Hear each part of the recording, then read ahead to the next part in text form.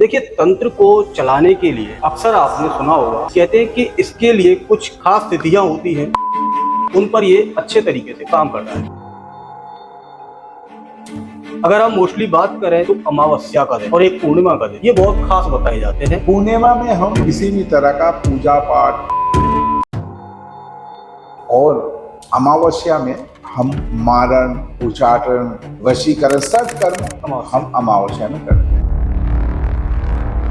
अमावस्या तिथि में हमारा क्या है, जितने भी सोल है, जितने भी आत्माएं हैं, ये सब जागरूक हुए हैं।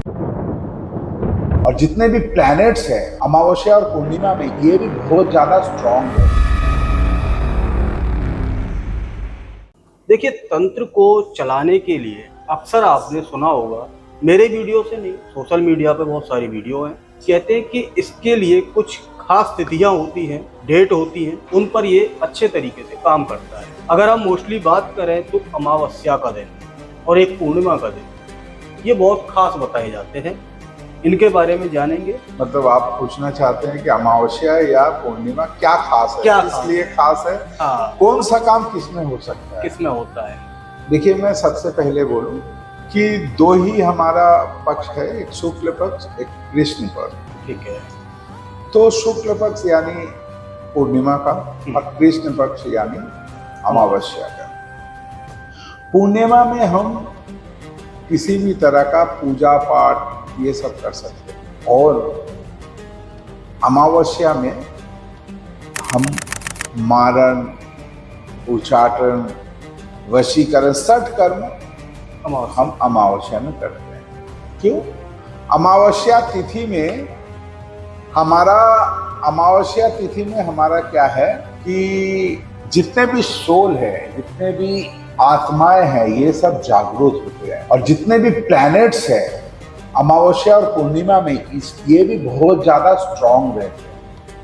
इसलिए इस तिथि में अगर हम कुछ भी करते हैं तो ये बहुत ज्यादा कार्य होता है। ऐसे 365 दिन ही काम होता है, वो अलग चीज है। पूर्णिमा में आप स्मशान में जाते हो तो वहां का नेगेटिव पॉजिटिव एनर्जी जागरूक रहते हैं। प्लैनेट्स जो है, हमारे ग्रह जो है, ये बहुत ज्यादा एक्टिव रहते हैं। तो इसलिए ये तिथि को देख करके इस तिथि में ये सारा काम आप कर सकते हो। महाराज जी, एक चीज ऐसी आती है अक्सर करके, मैं अभी तक काफी साधकों से मिल चुका हूँ, सब लोग ये कहते हैं कि हम गलत नहीं करते, अच्छा करते हैं। अच्छा, तो गलत करता अच्छा करते हैं तो गलत कौन करता है? यस। नहीं, देखिए, ये आपको या दर्शकों को समझने की बात है, गलत क्या मतलब होता है। अब देखिए, कोई अभी परसों हमारे पास आए थे, उनका जीना हराम कर दिया था उनका पड़ोसी। सही में मैंने जब देखा उनका पड़ोसी उनके पीछे, मतलब कभी कुछ, मतलब आवेल मुझे मार, इस हिसाब से उसका पीछे लग गया था। तो वो आदमी जब मेरे पास आया तो मुझे उनका दुश्मन को ठिकाना लगाना है। तो ये काम अगर गलत है तो मैं गलत काम करता हूं। मुझे समझना होगा कि मैं किस लिए ये गलत प्रयोग करूंगा। जब मैं देख रहा हूं सही में कि उनका जो ओपोनेंट पार्टी था वो सही में इनको डिस्टर्ब कर रहा है, अच्छा, सही में कर रहा है या नहीं कर रहा है, ये भी एक बात है। तो उसका भी एक कैलकुलेशन होता है, उसका भी एक चेक करते हैं हम, करके अगर देखते हैं सही में आप जो बोल रहे हैं वो सही है, तो आपका ऑपोजिट में जो है उसका खबर हम ले लेते हैं। तो इस हिसाब से काम होता है। अच्छा खराब का डेफिनेशन ऐसा नहीं है। कोई अगर डायरेक्ट आके बोलता है कि मैं हमारा ऐसा भी केस आया है कि ये बहुत रेनाउंड एक व्यक्ति, मैं नाम नहीं लूंगा, मिनिस्ट्री से है, सेंट्रल मिनिस्ट्री से, उनका बेटी का एक रिलेशन था, रिलेशन अभी ब्रेकअप हो गया, तो वो बेटी इसको रिवेंज लेना चाहता है कि गुरुजी आप कुछ भी कर लीजिए। तो ये काम गलत है, ये काम मैं नहीं करता। क्यों नहीं करता हूँ? रिलेशन जब था तब तो बहुत अच्छा था, अभी रिलेशन खराब हो गया तो आप आ रहे हो उसको खराब करने के लिए। तो मैं बोला कि नहीं, ये काम हम तो कम से कम नहीं करते। लेकिन हम अगर देखते कि हाँ रिलेशन है, लेकिन वो आपको क्या है, चीट कर रहा है आपको, आप है दूसरा से भी रिलेशन रख रहा है, तीसरा से भी रख रहा है, तो वो गलत है। तो उस टाइम मैं जरूर एक्शन लेता। यहाँ पे क्या था कि रिलेशन है, आप इसका जीना हराम कर दिए खुद, उसके बाद जब वो लड़का चला गया आप उसके अगेंस्ट में काम करने आए, तो मैं तो नहीं करूँगा। तो ये अच्छा और खराब का ये डेफिनेशन है। बात करें महाराज जी, तंत्र में सबसे पावरफुल जो क्रिया है मारन क्रिया। मारन क्रिया जो है उसके लिए इंसान आते हैं, कराते भी हैं, बहुत होता नहीं होता है। तो क्या वजह है? देखिए, सबसे पहले मारन क्रिया, हम तो मुंह में बहुत कुछ बोल सकते हैं, ये तो अभी पॉडकास्ट डायलॉग बाजी हो गया है। हाँ। हर कोई हर कुछ का डायलॉग देता है। पहले मैं किसके पास जा रहा हूं, क्या वो अष्ट सिद्धि उनके पास है, ये समझना होगा। अब आप कैसे समझेंगे, पॉडकास्ट में तो सब बोलते हैं कि हम करते हैं, तो इसका भी कुछ चेकिंग करने का तरीका है, उस तरीका और प्रयोग है। प्रयोग जो जानते हैं वो सही में मारन करते हैं। ये जरूरी नहीं है कि मारन होता नहीं है, नहीं होता, मारन होता है। वो प्रयोग, सटीक प्रयोग, मैं बार बार बोल रहा हूँ कि प्रयोग अगर उनको मालूम है तो ऐसा होता है, लेकिन हर किसी के पास मारन नहीं रहता है, ये चीज आपको सोच लेना है। लेकिन मारन और वशीकरण, उच्चाटन, यही काम ज्यादा आता है, और ये काम में बार बार ऑपोजिट से जो कॉल करते हैं वो ठगते हैं। क्यों ठगते हैं? वो खुद अपने गलती से ठगते हैं कि वो जो डॉक्टर के पास आकर के खुद ही बोलते कि हमारा ये बीमारी है। अरे डॉक्टर को देखने दो, डॉक्टर से बात करो, डॉक्टर बोलेगा, वो बोलते कि ये दवा दे दीजिए, तो ऐसे नहीं होता है।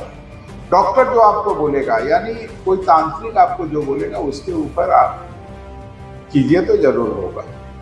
अभी तक जनता के मन में एक चीज है, मारन क्रिया अगर करते हैं तो वो समझते हैं कि इंसान को मार दिया, वो ही मारन क्रिया है। लेकिन मारन क्रिया को अगर समझा जाए एक्चुअल में है क्या, इसके ऊपर थोड़ा सा नजर डालिए। देखिए, मारन का मतलब हो गया कि उस आदमी का लाइफ को आप बेकार कर देंगे। जान से मारना नहीं होता है, ठीक है।